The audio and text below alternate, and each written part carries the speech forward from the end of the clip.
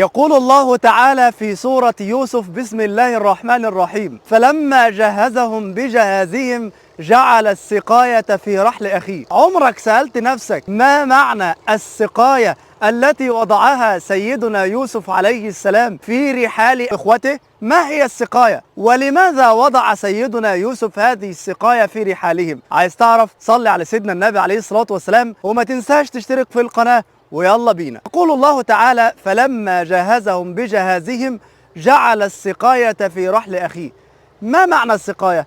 السقاية قال العلماء هي الوعاء الذي يشرب به الملك، يعني سيدنا يوسف عليه السلام كان يشرب بهذا الوعاء، وقيل هو المكيال الذي كان يكيل به سيدنا يوسف عليه السلام. وهذا الوعاء قيل إنه من الفضة، وقيل إنه من الذهب، وقيل إنه غير ذلك. أيا ما كان، فالسقاية شيء نفيس عند الملك، عند سيدنا يوسف عليه السلام.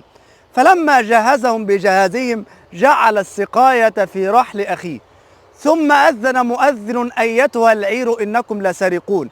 يعني بعد ما إخوته خدوا بعضهم ومشيوا، فجاء جنود يوسف عليه السلام وقفوهم وقالوا لهم: إنكم لسارقون. قالوا وأقبلوا عليهم: ماذا تفقدون؟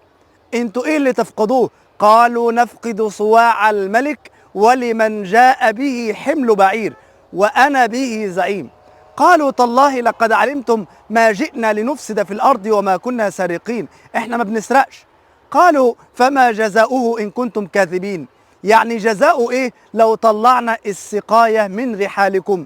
قالوا: جزاؤه من وجد في رحله فهو جزاؤه، كذلك نجزي الظالمين.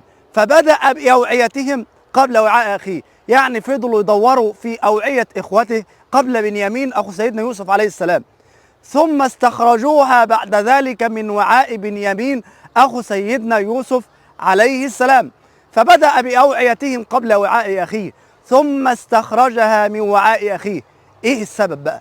السر هنا: كذلك كدنا ليوسف ما كان ليأخذ أخاه في دين الملك إلا أن يشاء الله، نرفع درجات من نشاء وفوق كل ذي علم عليم. السر واضح هنا، إن سيدنا يوسف عليه السلام كان عايز ياخد بنيامين أخوه، فكان عايز يشوف أي حيلة يقدر ياخد بنيامين معاه في هذا الملك العظيم بعدما صار ملكا سيدنا يوسف على عرش مصر.